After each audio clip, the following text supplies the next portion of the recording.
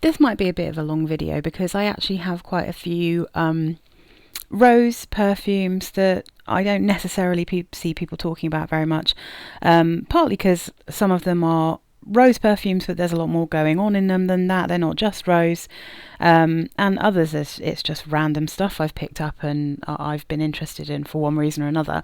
So let's start down the kind of cheaper end of things. This is Vera Wang Embrace, and this is the Rosebuds and Vanilla. So this particular one, this isn't the original lid because this is a tester bottle, and you can get the testers in the UK for around £5 or £6 for a 30ml, and you can only get these in a 30ml. Very cute little bottles.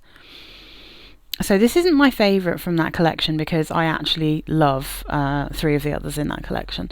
But Rosebuds and Vanilla I would describe as a potpourri, kind of rose.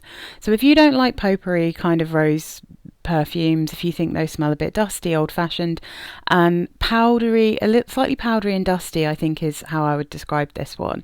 But there is a sweetness to it because of that vanilla. So the notes in this are top notes of rose, damask rose and mandarin orange, middle notes of iris, magnolia and cyclamen, base notes vanilla, musk and sandalwood. When you first spray it, you definitely get, well, I think you probably get all of the florals really, and you get quite a lot of that mandarin orange when you first spray it. It dries down, it gets a bit more rosy, it's definitely a bit powdery, you get a bit of that iris, and then when it's kind of in its deepest dry down, you get more of the vanilla. But it's definitely got a slight potpourri vibe, this one. So yeah, I think it's cute. It's not my favourite, but it's a really cute one. It's a nice one to have, and it's an absolute bargain. But if you're looking for like a potpourri kind of vibe, a comforting kind of old school potpourri smell, but with a sort of modern twist because of that vanilla, then that might be a good one for you. Right, let's go back to the old school here. This is vintage. So this is also an absolute bargain, a cheapie. This is Coty and this is L'Aimant. Now this is a very vintage smelling perfume because it is very vintage. This perfume was made in the 1920s. It is the perfume that women would wear when they wanted to smell like an absolute boss, but they didn't have the budget to buy Chanel No. 5, because this is a more approachable, easier to wear Chanel No. 5 kind of smell. I find it to be quite rosy. I always thought it was quite rosy. They did for a while have a flanker of L'Aimant called L'Aimant Rose. That one obviously is even more rosy. And you can still get that in body sprays, I think, but the only perfume of L'Aimant that they still produce is this original one. So the notes here are aldehydes, neroli, peach and bergamot in the top. Middle notes ylang ylang, rose, jasmine, geranium and orchid in the middle. Base notes musk, vanilla, sandalwood, tonka bean and vetiver and Virginia cedar in the base. So it's very aldehydey. It's very powdery. It's very soapy. It's very floral. It's sweet. I think it's probably sweeter and easier to deal with, and not as sharp and kind of hardcore as Chanel No. 5. But it has that kind of vibe. I happen to love the bottle of this. I have a whole video about this one if you're interested in more about it and just the general story I have with it. But this is one that just reminds me of my grandmother, so I kind of love it. And I think that sometimes it's appropriate to have something that has that Chanel No. 5 boss lady vibe. So I just think it's super pretty. It's an absolute bargain. It's definitely got, there are other florals going on, but I do get quite a lot of rose with this, and I think it's like, again, it's got that slight potpourri rose, but it's quite sweet. It's really pretty. Okay, I've never seen anyone talk about this. I got this as a tester bottle from Direct Cosmetics. I have a feeling you can still get it. Okay. Weirdly, doesn't have the full name on the actual bottle, but this is Jill Sander. This is Sunlight, and this is called Sunlight, Grapefruit and Rose. Very much does what it says on the tin, this one, because the notes listed are top notes of rose, middle notes grapefruit, base notes orange. And personally, in the way that I think this one wears, I would swap those around and I would say top notes, you get the grapefruit. Then it dries down and this gorgeous spring-like fresh dewy pink rose appears. It's subtle, it's light. This is a light perfume. This is definitely a summer perfume. And on card, not so amazing. On skin, really pretty. But then in the deep dry down, you definitely get that orange, and it's a lovely, pretty, sweet orange. This is a really nice summer perfume. It's super cheap and cheerful. The bottle weighs a ton. It's a beast of a bottle.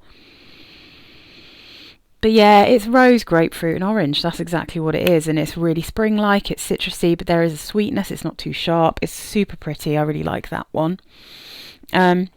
Okay, anything that I've still got the box for, I've kept it with the box so you can see the box too.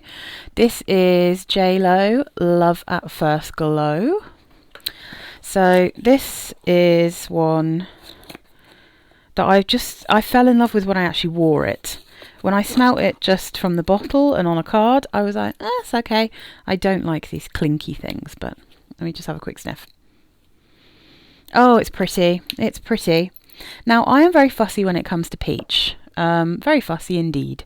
But sometimes when the peach works, I just fall deeply in love.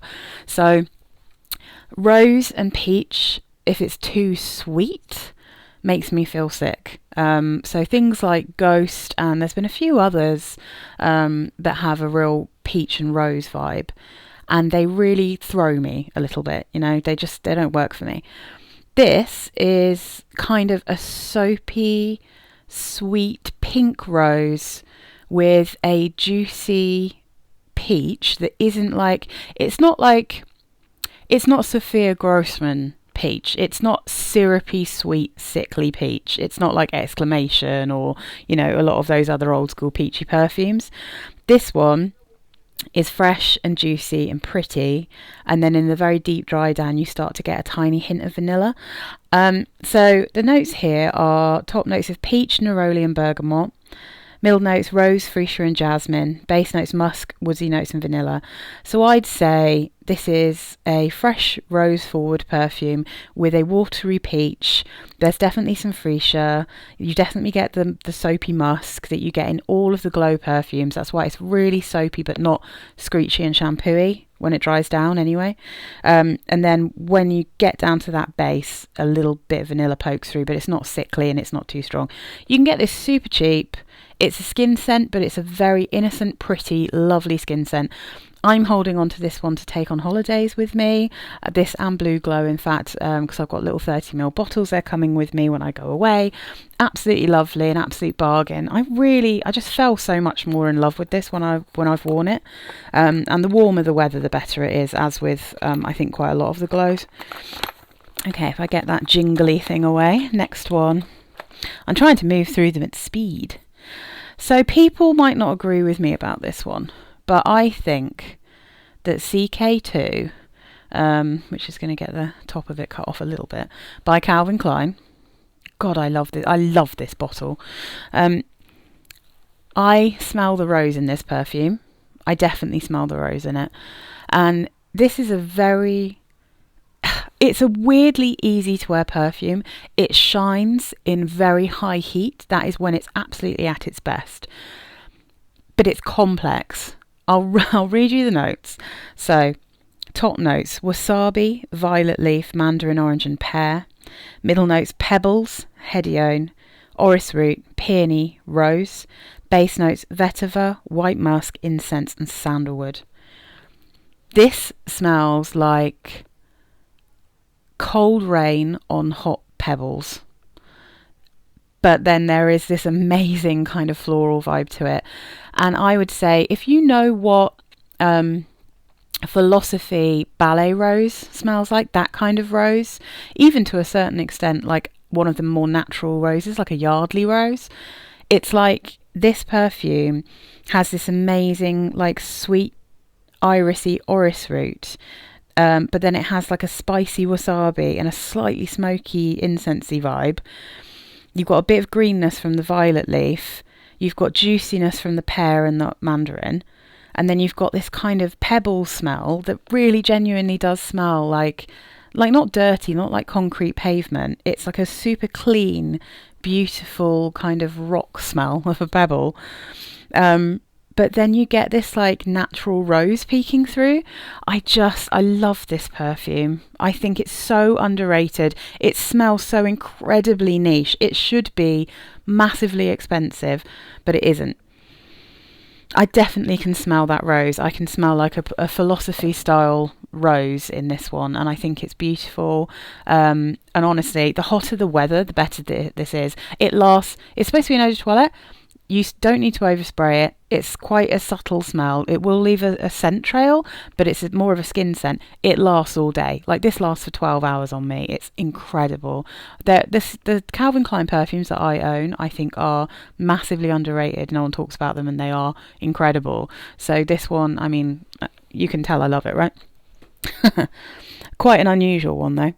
So something a little less unusual, but also it's unusual just because it's not like a famous brand for perfumes. Let me just give this a quick spray. Oh, the joy of Nivea Creme. So this is the Nivea Parfum. I think actually this might be an eau de toilette. Let me have a little look. I think they've changed the shape of the bottles for these. Yeah, this is an eau de toilette. This is the 30ml. I think nowadays they might have changed the bottles so you can only get them in 50ml, and they've got a normal lid, which is a bit of a shame because these are super cute, but they are more practical to not be an integrated lid.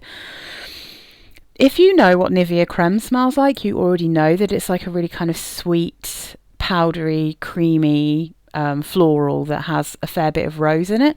So the notes here are top notes of lavender, bergamot, mandarin, orange, middle notes of freesia, lily of the valley, ylang ylang and rose, base notes, powdery notes and sandalwood. I get quite a lot of rose in this. I've always thought that Nivea has a rosy quality to it. And this is it's just gorgeous. It smells exactly like Nivea, but it's very powdery, you know. Oh, it's so lovely. If you can get hold of this one, it's a really nice little bargainous perfume. Super cute. Next up, we have Incanto Bloom. This is a new edition. This is Salvatore Ferragamo. So I think this is on Ferragamo. This says 2014 Incanto Bloom. So this is a cute little perfume. Definitely looks like it's made for children. Yeah, there you go. You can see it a bit better. I might have to... It's just going to look a bit rubbish on this background, but never mind. So the notes here are top notes of freesia, grapefruit blossom, middle notes of tea rose, raspberry and champaca. Base notes, cashmere wood and musk. I think champaca is like a kind of citrusy floral. I think tea rose and raspberry and freesia are what's at the top here. In terms of like the note structure, what you get the most of. And this is beautiful. The reason being, it actually smells, without much else going on, it kind of smells like a bouquet of flowers. In terms of its like level of sweetness, that it's kind of perfect for smelling like quite a natural bouquet of flowers, you know. It's not got anything in it that makes it too sweet, but it's also not too screechy. And having tried so many rose perfumes and just general floral perfumes, I think it's kind of rare to find something that actually smells like a natural sweetness for a rose. Sometimes they're so dry, sometimes they're so sharp, sometimes there's so much other stuff, and we'll get one of those in a minute, that it's very, very sweet and it totally changes the vibe. This is a beautiful, it's like springtime floral. It's not sugary, it's just, the longer you have it on, the more that there is a slight sweetness. But yeah, I think that's maybe just from the raspberry, and it's not, I don't think this smells like much in the way of raspberry, at least not a sugary raspberry. It's not like a perfumey raspberry. Maybe it gives a slight fruitiness, but I think it's mainly rose. I think it smells like quite a natural bouquet of roses with a couple of other flowers kind of chucked in. Yeah, and it's super bargainous if you can find it. It's a really cute, easy to wear perfume. Not very strong, quite skin scenty. It's going to shine much better in hotter weather, you know. So next on the list is one that I'm still mulling over how I feel about it. This is Rose Extase by Nina Ricci. Nina Ricci is probably more accurate. This There are elements about this that I absolutely love, because if you're looking for something that smells like rose jam, and I don't mean that smells like rose jam from the from Lush, because that's a very specific scent, but actually a jam that has rose in it, then this is kind of one of the closest that I've found that gives you that kind of vibe. It also, to me though, has a very slight, what's the word for it? It has a slight pencil shaving-y vibe for a very brief moment, and the fruits in it are very sharp, but then it's also a very sweet perfume. So I've got a little bit on at the moment because I wanted to be able to kind of describe it. So top notes here are red berries, and the red berries are very, very, very, very sharp. The middle notes are rose and raspberry. The base notes are vanilla, musk and amberwood. So that amberwood is what, on my skin, when you first spray this, full rose jam, awesome. Starts to dry down, I get a little bit of a pencil shaving vibe. The more it dries down, the more the red berries get stronger, but the raspberry is quite syrupy and the vanilla comes through a little bit, but it doesn't smell. I don't think this one actually smells like properly vanilla-y. It just sweetens it, and it's a little bit musky. But the rose is really there. You can really smell the rose. But I feel like I've got to work out if the red berries are going to be too sharp mixed with how sweet the rest of the perfume is. But what I think is that this is just, it's already so much better at the moment when it's kind of getting into spring.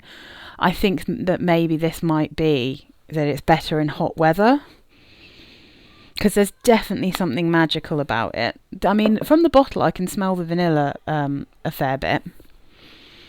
But yeah, I think on the skin, it kind of is a bit more balanced, but there's definitely a slight piercing red currant smell going on there. So I'm thinking about it, but you know, my channel's called Fusspot, so I am very fussy, and I've got like 200 perfumes, so I try not to keep things that I don't think I'm going to wear, but I am definitely going to try this one again in much hotter weather, because I think there is probably something quite magical about this. Next up, we have a discontinued perfume that sometimes you can definitely get on eBay. Is it worth? I mean, it's not really. I wouldn't say this one's worth spending loads of money on. I think you could get other perfumes that are similar enough to the general vibe of it. Look on Fragrantica, there's quite a few suggested that totally smell quite a lot like this. But Ralph Love by Ralph Lauren. The notes listed for this are only red apple, pink rose and cotton candy, but that's absolute rubbish. This perfume smells exactly like the original Ralph, but with those additional notes.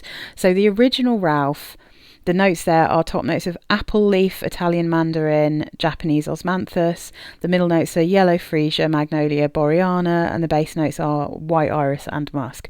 So it's like a mandarin, apple, osmanthus-y freesia perfume. I mean, that sounds insane. Like, I know you can sort of smell all the different elements of this, but Ralph is a very juicy, fruity, pretty perfume. I have a dupe of Ralph, because the original Ralph goes quite shampooey on me. And I have a dupe of it by Altamoda. I think it's called Real by Altamoda, and I prefer that version, but it's incredibly close, but it just kind of works better on my skin for some reason. This one has the addition of red apple, so it's more appley. It's got pink rose and cotton candy, and there's something about that cotton candy in this that I think makes it smell like berries, like raspberries and strawberries, and like, it's really pretty. This has been compared to Eden Juicy Apple by Kayali, and I would say this is much fresher and much less like a boiled sweet than that one. This one also lasts way longer. I think it's probably stronger. This one's actually got, like, the old Ralph perfumes are actually relatively strong for freshies, you know. But I think that you could also easily get Sarah Jessica Parker's SJP NYC, which is like, it's like like a wild strawberry, like a syrupy wild strawberry and apple, and it's got mandarin and osmanthus as well, so that's quite similar. But this one I just think is super pretty. It's slightly shampooey, but not massively.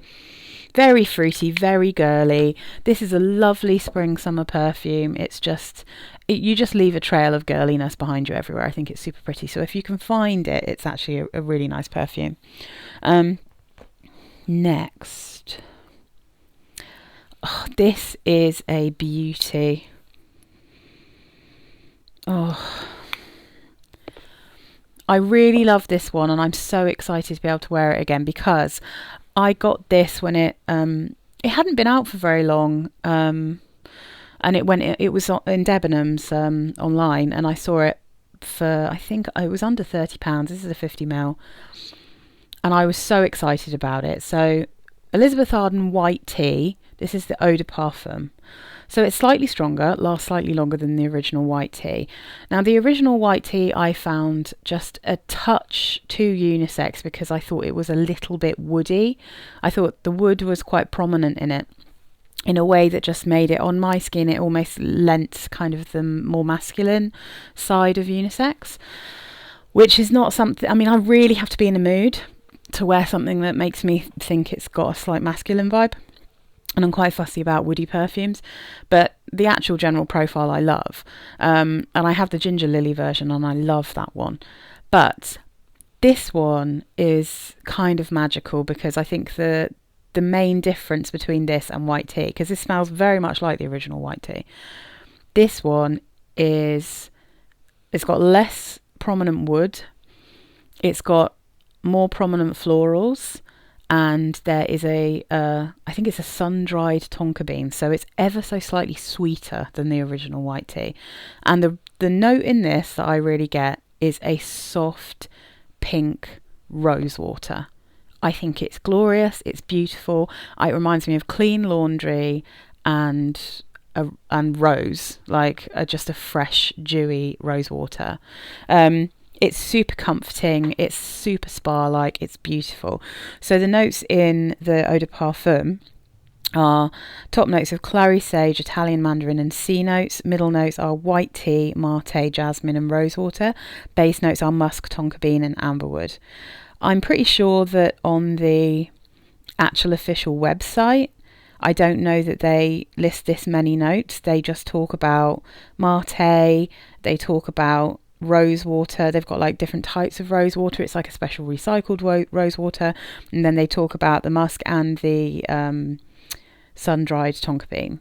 And it's beautiful, but it's not very good in cold weather. So this is one for warm weather.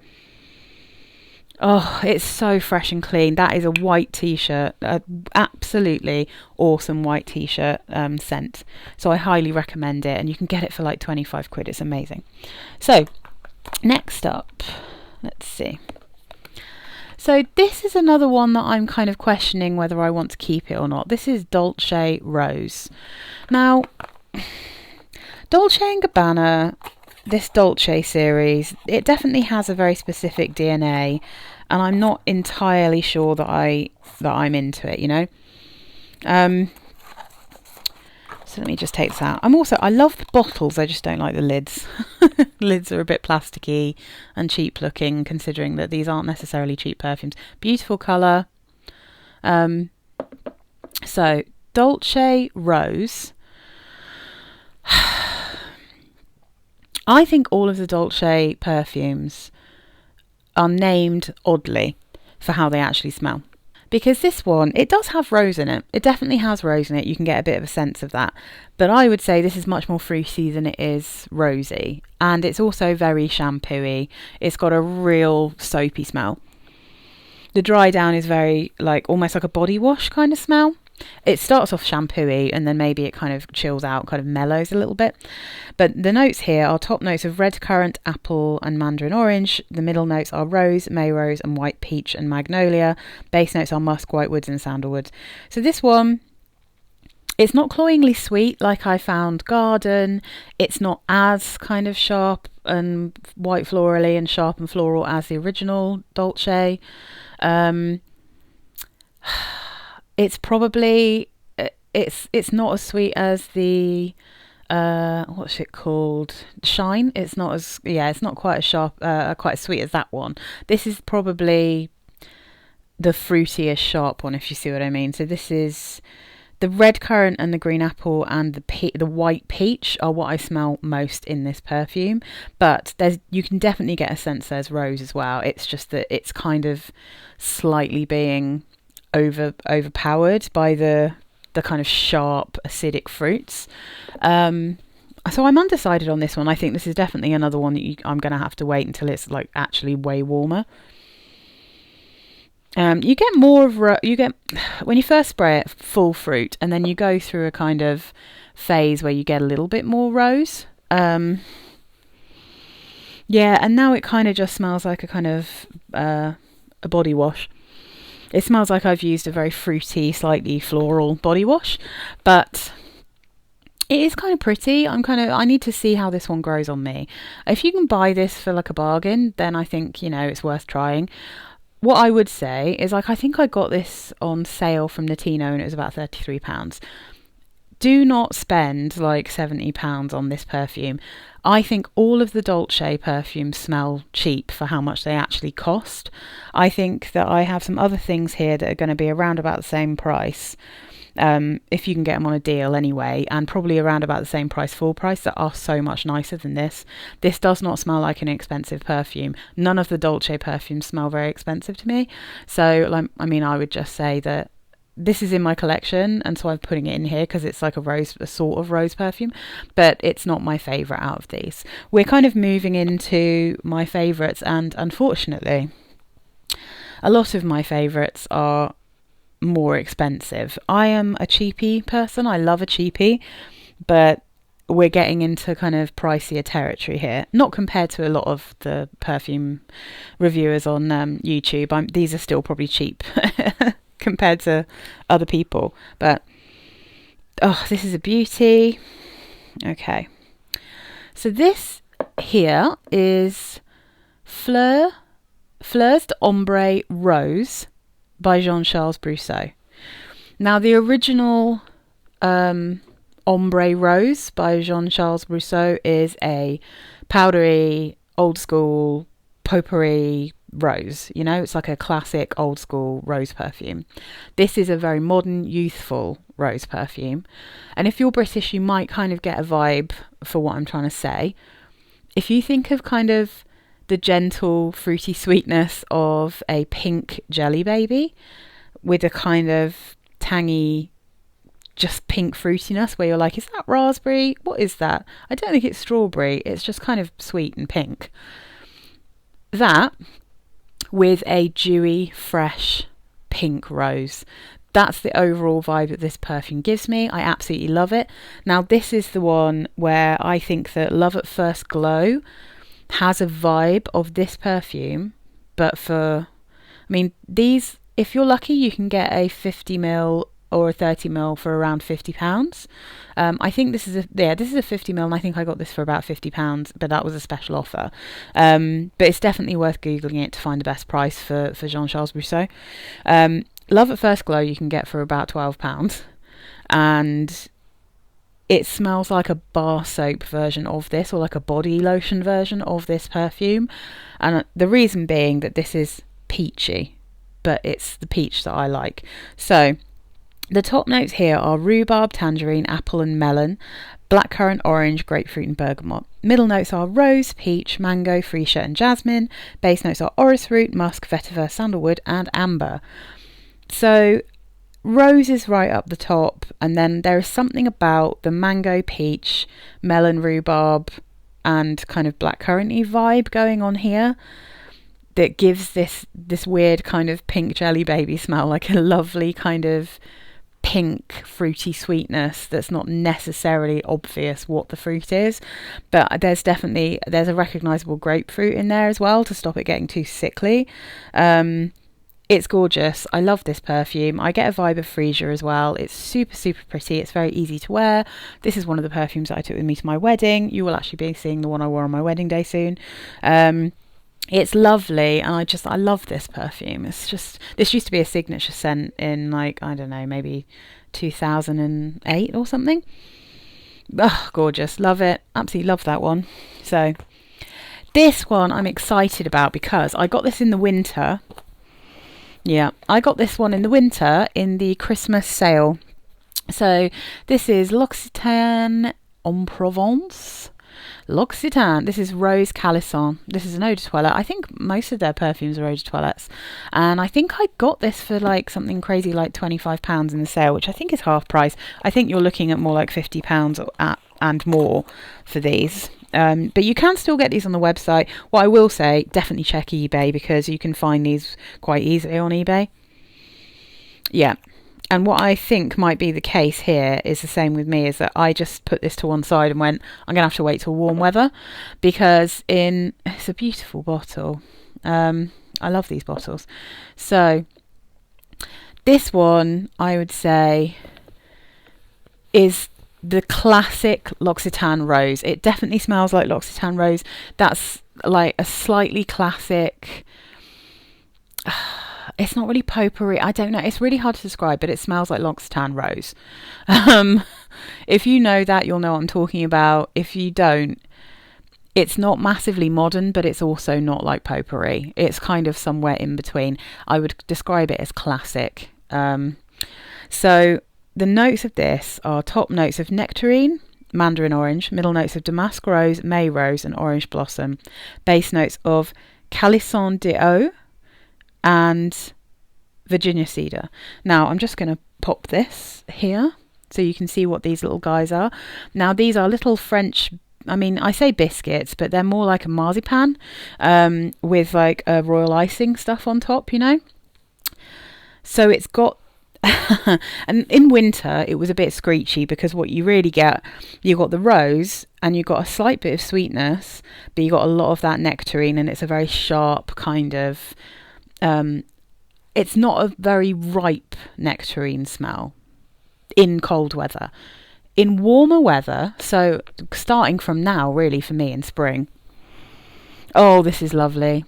It's really unusual smelling because of that kind of slight marzipan-y vibe. It's super pretty. It's a perfect level of kind of rose versus sharp fruits versus sweet, and it's nicely blended. In the winter it was a bit acidic for me, and I found it didn't blend as well. Now that the weather's warmer, on my skin, this is so pretty. This is unusual. It's an unusual rose perfume. Oh, and it's lovely. I really like it. I would really highly recommend this, but again, I wouldn't recommend it for cold weather. I'd only really recommend this for spring, summer. I think it's just a lovely, lovely, lovely perfume.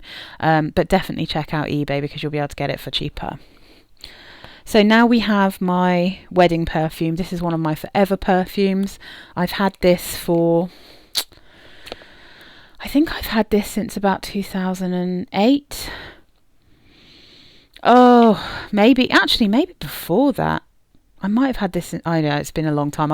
I've nearly got through a whole miniature of this as well, because this was back in the day when you would buy this and they would give you like a little tiny miniature of it as well, like a proper completely glass miniature. That one's on its last legs, because that's the one I travel with. This is Forever and Ever Dior. It's so magical. This is the smell of springtime. It is a floral heaven. Now, I tend to think of this as my freesia perfume, but realistically, it's freesia and rose. So, the notes that are listed for this version, which is the Le Création de Monsieur Dior. So this is, I think this is the current formulation, but there's been a few different bottles of this, a few different formulations, and that what they list nowadays is top notes freesia, middle notes jasmine, base notes tincture of rose. But the old notes are top notes of freesia, water jasmine and ivy, middle notes of rose, almond blossom and geranium, base notes of nutmeg, musk and vanilla. This is incredibly light. It is absolutely ethereal, the way that this smells. It is a perfect wedding perfume. People will say that this doesn't last, but I think that's absolute rubbish. I think it's just subtle. This lasts easily all day on me.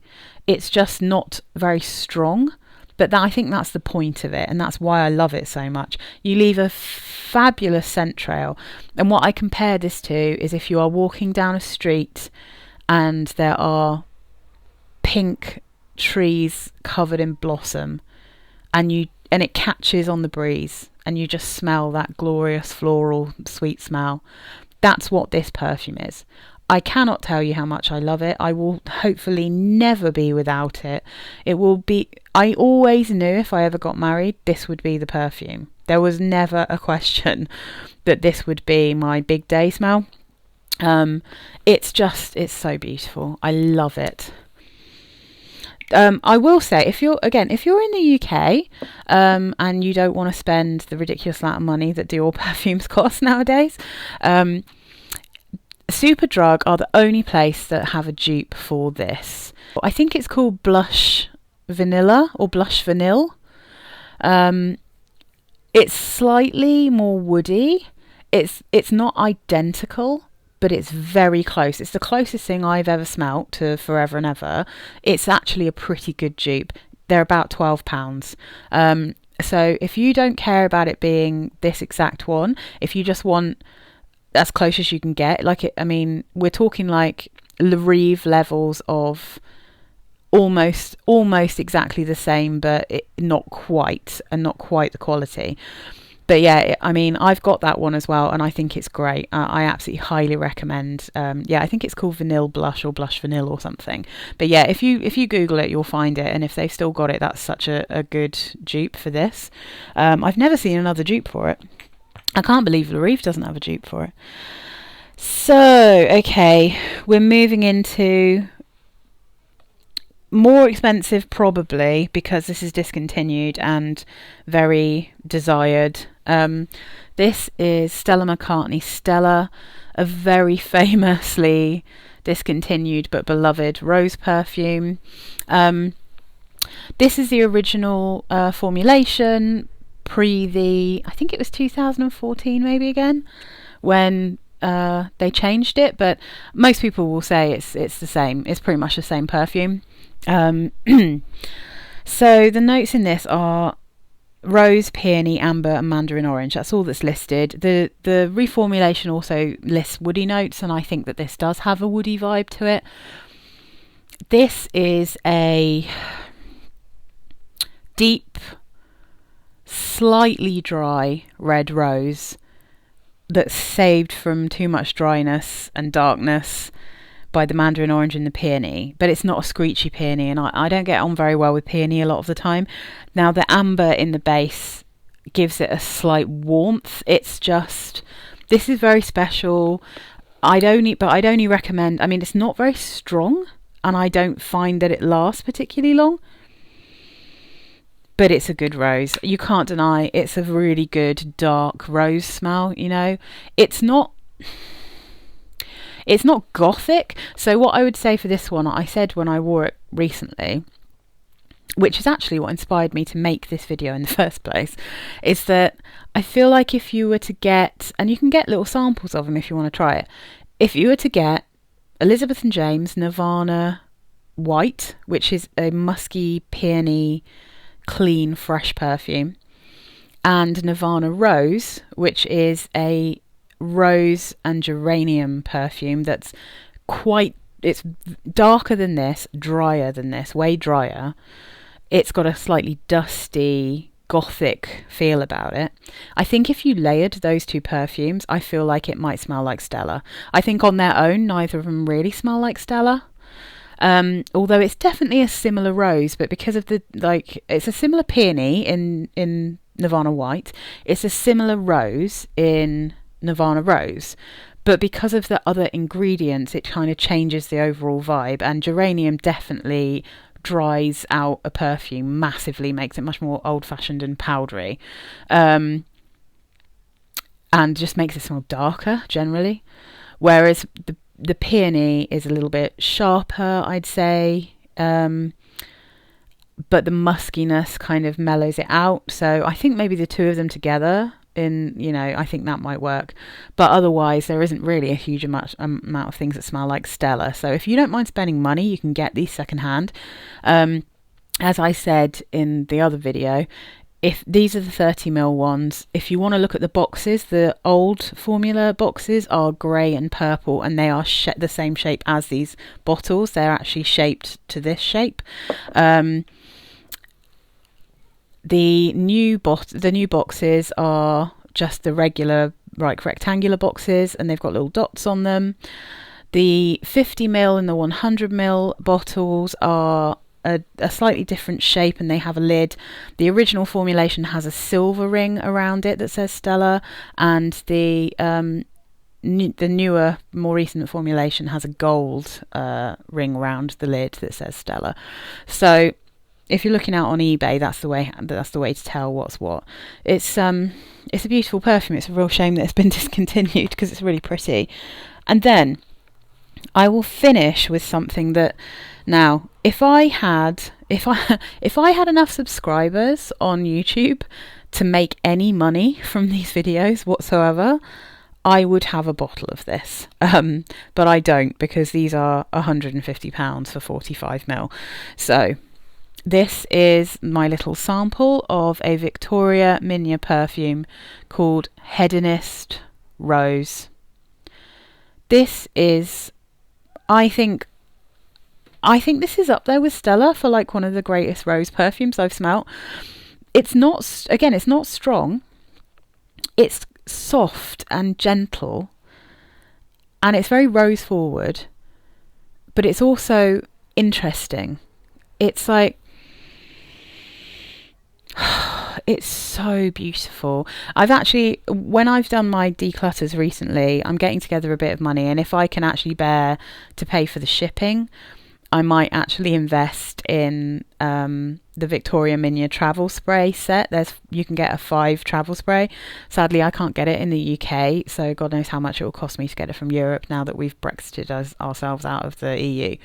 But oh God, this is so pretty. It's so pretty. So the notes in this, it hasn't got top, middle and base.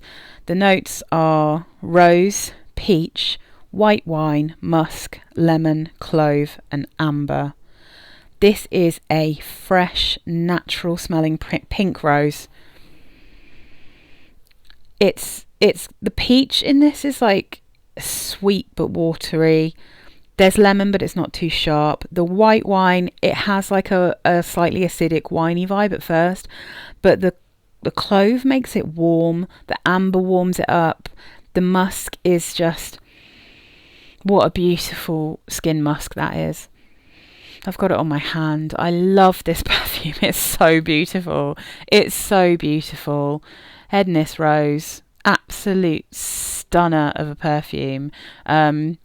I use it very I've had this for a very long time, because the other thing to shout out, I used to have a bottle back when I didn't have as many perfumes, so I would occasionally buy things that were very expensive, and I think it did cost me about back then about £125. So I had Hedonist Cassis, which I also consider to be a rose perfume. So the notes in that one are blackcurrant, grapefruit and rhubarb, middle notes of cassis, grass, Bulgarian rose, base notes of cedar and musk. I bought that perfume because it shares some of the same notes as Nino Ricci, La Belle Ricci, Liberty Fizz, which was my signature scent for about 16 years. And this Hedonist Cassis by Victoria Minya was like a sharper rose version of that perfume. That's like a freesia perfume. This one, I really get the rose in it, but it's got a very sharp blackcurrant, a very green grassy cassis leaf as well. It's not the easiest to wear, that one, because it is quite sharp. So again, that's another one that you need to find the right season to wear it. Her bottles are beautiful. They've got little crystals in the bottle. They're so gorgeous. I love her perfumes. I really want Eau de Hongrie as well, because I think that might, after the rose, maybe that might be my favourite. Actually, I don't know. Maybe that one's my favourite. Maybe Cassis is my favourite. I don't know. But yeah, I mean, I think that this one, if you are not scared of spending money, I think that this is one that I don't hear people talk about.